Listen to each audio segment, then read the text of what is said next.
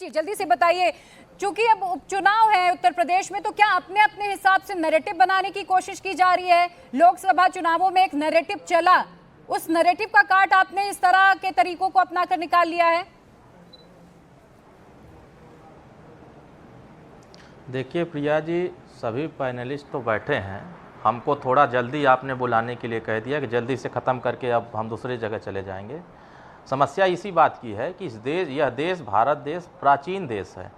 यहाँ 3000 साल पुराना यह हमारा देश है और यहाँ भारत का संविधान है। भारत का संविधान एक रहने की बात करता है। भारत का संविधान लोगों को जोड़ने की बात करता है। भारत की संविधान बराबरी का हक देने की बात करता है। और वही चीज़ देश के सर्वोच्च अदालत ने भी यही बात कह रहे हैं कि देश में हर एक वर्गों को सम्मान मिलना चाहिए। बांटने का काम कौन कर रहा है? ये जो आज बैठ करके चैनल पर कह रहे हैं संविधान खतरे में हो जाएगा तो ये हो जाएगा, तो मुसलमान काटेगा तो हिंदू काटेगा, ये सब भ्रम मत फैलाओ। यह पूरा देश मानसिक रूप से मजबूत हो गया है, आर्थिक रूप से मजबूती की तरफ बढ़ रहा है और देश को युवा राष्ट्र बनाने के लिए प्रगति की तरफ लोग आकर्षित हो रहे हैं और लोग आगे बढ़ा रहे हैं। पूरे देश में जिस तरीके से देश के प्रधानमंत्री जी ने आत्मनिर्भर भारत योजना को आगे बढ़ाने का प्रयास किया और देश के सर्वोच्च अदालत ने क्या फैसला दिया कि SC ST जो समाज के लोग हैं उसमें जो कमजोर तबका है, जो वंचित तबका है, उसको आरक्षण की व्यवस्था मिले ताकि वो भी मजबूत हो सके। विरोध कौन किया? भारत बंद करने का आह्वान कर दिया सब लोगों ने और तमाम झूठे फैलाना लगा कि ये संविधान खत्म हो जाएगा, आरक्षण खत्म हो जाएगा, इसलिए भैया भारत में सब लोग बंद हो रहा है, सब लोग शामिल होइए। कहां बंद शामिल, कहां ये कहा गया है कि आरक्षण खत्म करने की बात सर्वोच्च अदालत कर रहा है? इसी देश में तमाम जो कमजोर लोग हैं, बाबा साहब आंबेडकर ने और संविधान ने उसको मजबूत करने की व्यवस्था दिया है।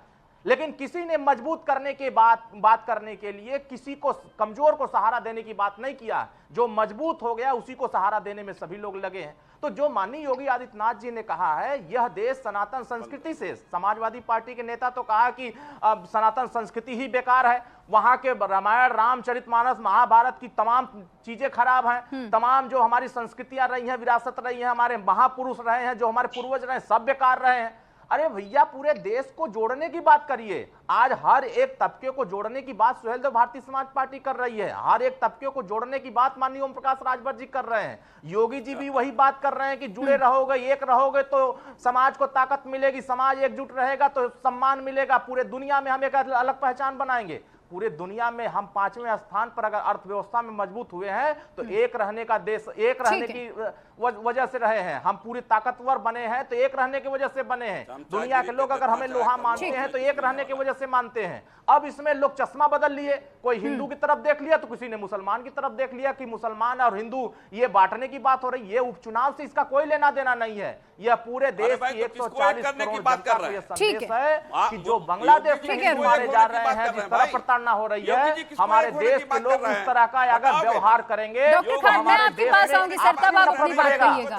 आपसी नफरत को रोकने के लिए ये मौलाना बोलने लगे, पकड़ करके आ जाएंगे, मौलाना चिल्लाने लगेंगे कि हमारे ऊपर बोल दिया।